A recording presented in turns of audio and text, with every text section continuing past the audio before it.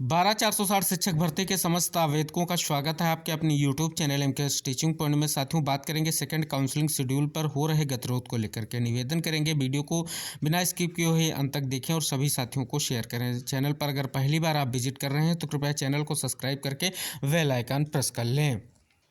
साथियों, अवगत करा दें स्पष्ट रूप से ये आपके लिए जो स्पष्ट रूप से सेकंड काउंसलिंग को लेकर के शेड्यूल जारी किया गया है। इसमें साथियों आपको स्पष्ट कर दें तो 5 जनवरी को जो है 5 जनवरी 2024 यानी 5 तारीख कल से आपका स्पष्ट रूप से जो है अभिलेख परीक्षण स्टार्ट होगा। और साथियों बात करें 5 तारीख में ही स्पष्ट रूप से कहीं ना कहीं जो अभ्यर्थी हैं उनकी अर्हता के आधार पर अंतिम चयन सूची को लेकर के जो अपलोड करने की स्थितियाँ हैं वो स्पष्ट रूप से 6 तारीख को स्पष्ट की जाएंगी और 7 तारीख को स्पष्ट रूप से नियुक्ति पत्र दिया जाएगा।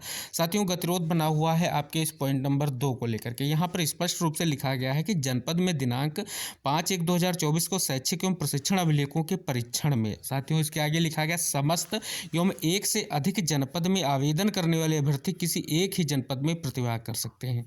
साथियों, यहाँ पर सभी आवेदकों को यह स्पष्ट रूप से जो है इंगित कराया गया है कि वो किसी एक जनपद में प्रतिभाग कर सकते हैं। साथियों, इसके बारे में स्पष्ट करेंगे और साथियों स्पष्ट किया गया है कि शैक्षणिक एवं प्रशिक्षण अभिलेखों के परीक्षणोपरांत हर पाए गए अभ्यर्थियों के आधार पर अंतिम चयन सूची तैयार की जाएगी। साथियों, आपको अवगत करा दें इससे पहले जो आपकी काउंसलिंग हुई थी, पहले स्पष्ट रूप से उन सभी साथियों को अवगत करा दें जो अंतिम चयन सूची प्रकाशित की गई थी उसके बाद जो है स्पष्ट रूप से काउंसलिंग हुई थी। साथियों, जो मदर लिस्ट के आधार पर भर्ती हुई थी उसमें स्पष्ट रूप से इसी चीज को अपनाया गया था, लेकिन साथियों यहाँ पर स्पष्ट रूप से ऐसा नहीं देखने को मिल रहा है। साथियों, हम उस महत्वपूर्ण जो है कहीं ना कहीं सर्कुलर को दिखाएंगे जो प्रथम चरण की काउंसलिंग को लेकर के जारी किया गया था।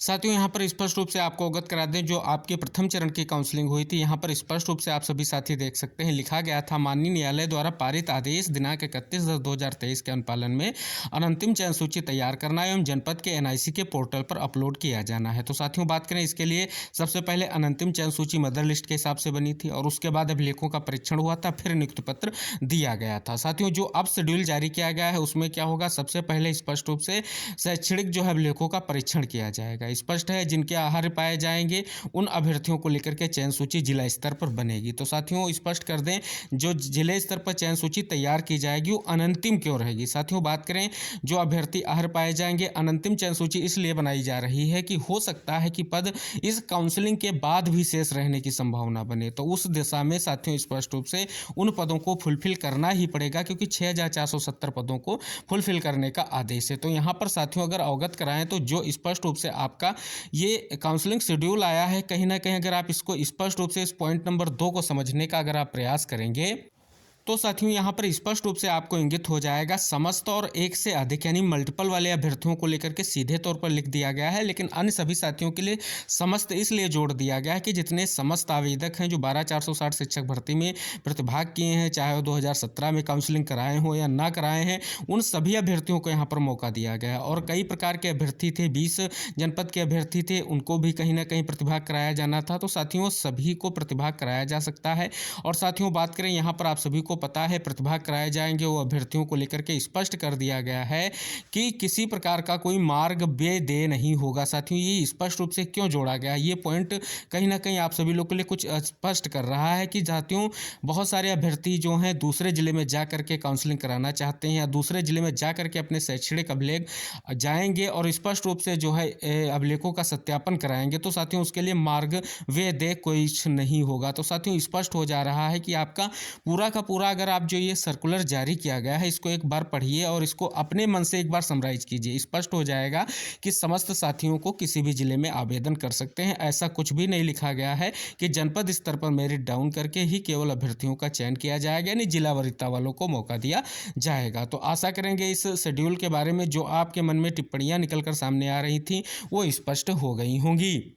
और साथियों एक पॉइंट हम आपको और इंगित कराना चाहेंगे, जो आपके लिए भर्ती प्रक्रिया जब स्टार्ट हुई थी तो जो आपका मूल विज्ञापन आया था भर्ती का, उसमें एक बहुत ही महत्वपूर्ण पॉइंट इस काउंसलिंग प्रक्रिया को लेकर के इंगित किया गया है। साथियों ये आपको किसी भी तरीके से किसी भी माध्यम से अपने अभ्यर्थियों से प्राप्त कर सकते हैं या स्पष्ट रूप से आप कहीं ना कहीं सोशल मीडिया के माध्यम से या कई सारे माध्यमों से इसको प्राप्त कर सकते हैं। साथियों मूल विज्ञापन में क्या लिखा गया है कि अभ्यर्थी द्वारा एक जनपद में ही आवेदन किया जाएगा जिसके आधार पर पद उपलब्ध होने की दशा में अभ्यर्थी जो है किसी अन्य जन्म की द्वितीय काउंसलिंग में प्रतिभाग कर सकेगा। साथियों, यहाँ पर इसका स्पष्ट रुख यही है कि अगर पद नहीं रहते हैं तो किसी दूसरे जिले की जो है काउंसलिंग प्रक्रिया में और भी द्वितीय काउंसलिंग प्रक्रिया में अभ्यर्थी प्रतिभाग कर सकेगा। अगर उसके जनपद में स्पष्ट रूप से पद जो है स्पष्ट नहीं होंगे तो ये स्पष्ट हो रहा है। तो साथियों, यहाँ पर कहीं ना कहीं आप सभी लोगों के लिए कि बिल्कुल क्लियर हो जा रहा है कि अब आप सभी को स्पष्ट रूप से काउंसलिंग प्रक्रिया में केवल प्रतिभाग करना है।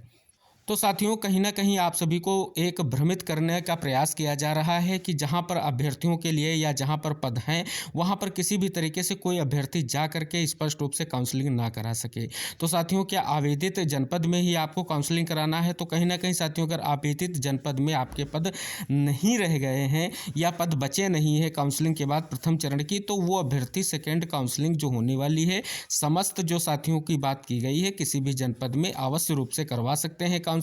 इसके लिए आप सर्कुलर को जरूर पढ़ें, हो सके तो आप भर्ती के मूल विज्ञापन को भी देख लें। ये सारी चीज़ें आप सभी लोगों के लिए बहुत ही महत्वपूर्ण है और आप सभी को इन्हीं सभी चीज़ों से निष्कर्ष पर पहुंचना है, क्योंकि साथियों यहाँ पर अभी आपके मन में कई सारे गतिरोध हैं और वो अभ्यर्थी संशय में है क्या हमें आवेदित जनपद में ही काउंसलिंग कराना होगा या किसी अन्य जो है जनपद में हम करा सकते हैं। तो साथियों, आपके स्पष्ट रूप से ये कहीं ना कहीं जो 5 नंबर पॉइंट दिया गया है कि जो व्यय होगा वो कहीं ना कहीं नहीं देय होगा। तो साथियों, इससे स्पष्ट हो रहा है जो व्यक्ति अपने जनपद में कराएगा उसके लिए जो है व्यय की बात नहीं की जाएगी। दूसरे जनपद में अगर जाकर के अभ्यर्थी स्पष्ट रूप से काउंसलिंग में भाग ले रहा है तो स्पष्ट रूप से आप सभी को पता है कि इन सभी चीज़ों को आप देखिए।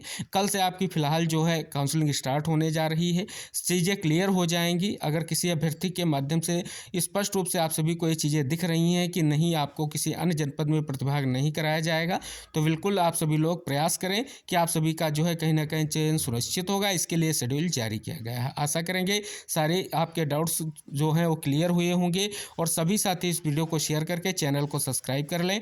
अवश्य रूप से आप जब कल काउंसलिंग में प्रतिभाग करेंगे सारी चीज़ें आपकी क्लियर हो जाएंगी। मिलते हैं नेक्स्ट वीडियो में, तब तक के लिए Jai Hind, take care, bye bye साथियों।